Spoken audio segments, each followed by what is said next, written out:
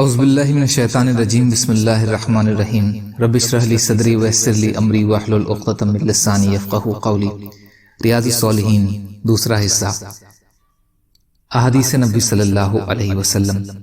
حضرت جابر رضی اللہ تعالی عنہ سے روایت ہے کہ رسول اللہ صلی اللہ علیہ وسلم نے فرمایا، جنتی جنت میں کھائیں گے پیئیں گے، لیکن ان کو نہ پیشاب پخانہ کی ضرورت ہوگی، نہ ناک سے گندگی نکلے گی، نہ وہ پیشاب کریں گے، تو ان کا وہ کھانا ایک ڈکار ہوگا، یعنی ڈکار سے ہضم ہو جائے گا، مشک کے پسینے کی طرح، یعنی ڈکار بھی خوشگوار ہوگی یا پسینہ مشک کی طرح ہوگا۔ ان کے اندر تسبیح اور تکبیر کا ورد اس طرح ڈال دیا جائے گا جیسے سانس ان کے اندر ڈالا جائے گا۔ مسلم شریف۔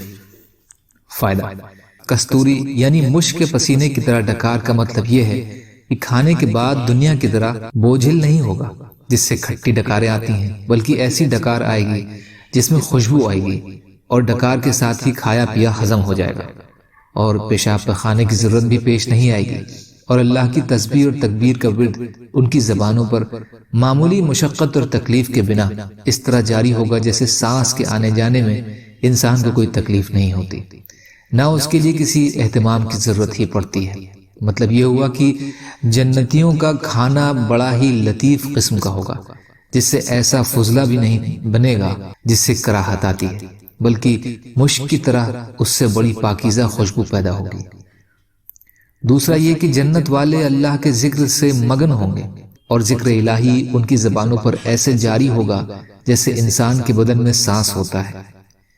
حضرت ابو ہریرہ رضی اللہ عنہ سے روایت ہے کہ رسول کریم صلی اللہ علیہ وسلم نے فرمایا، اللہ تعالیٰ نے فرمایا، میں نے اپنے نیک بندوں کے لیے ایسی نعمتیں تیار کی ہیں جو نہ تو کسی آنکھ نے دیکھی ہیں اور نہ کسی کان نے سنی ہیں، اور نہ کسی انسان کے دل میں ہی ان کا خیال ہی گزرا ہے۔ اور اس کی وضاحت کے لیے اگر تم چاہو تو یہ آیت پڑھ لو، جس کا ترجمہ ہے کہ کوئی نفس نہیں جانتا کہ ان کے عملوں کے بدلے میں ان کی آنکھوں کی ٹھنڈک کا کیا کیا سامان چھپا کر رکھا گیا ہے۔ الف لام میم سجدہ، آیت نمبر 17، بخاری اور مسلم۔ فائدہ، جنت کی نعمتوں کے بارے میں حدیث قدسی بیان کی گئی ہے، جس کی وضاحت قرآن کریم کی اس آیت سے بھی ہوتی ہے۔ یا اللہ ہم سب کو کہنے سننے سے زیادہ عمل کی توفیق عطا فرما دیجئے۔ یا اللہ ہم سب کو جنت کے راستوں پر چلا دیجئے۔ یا اللہ ہم سب کی جہنم کے راستوں سے آڑ کر دیجئے۔ یا اللہ رحم کا، کرم کا، عافیت کا، درگزر کا، فضل کا معاملہ فرما دیجئے۔ سچی توبہ کی توفیق عطا فرما دیجئے۔ جو پریشان حال ہیں ان کی پریشانیوں کو دور کر دیجئے۔ جو بیمار ہیں ان کو شفائے کلی عطا فرمائیے۔ ہر ظاہری اور باطنی فتنوں سے ہماری حفاظت فرمائیے۔ سبحان ربک رب العزت عما یصفون وسلام علی المرسلین والحمد للہ رب العالمین برحمتک یا ارحم الراحمین۔ لا الہ الا اللہ محمد رسول اللہ۔ والسلام علیکم۔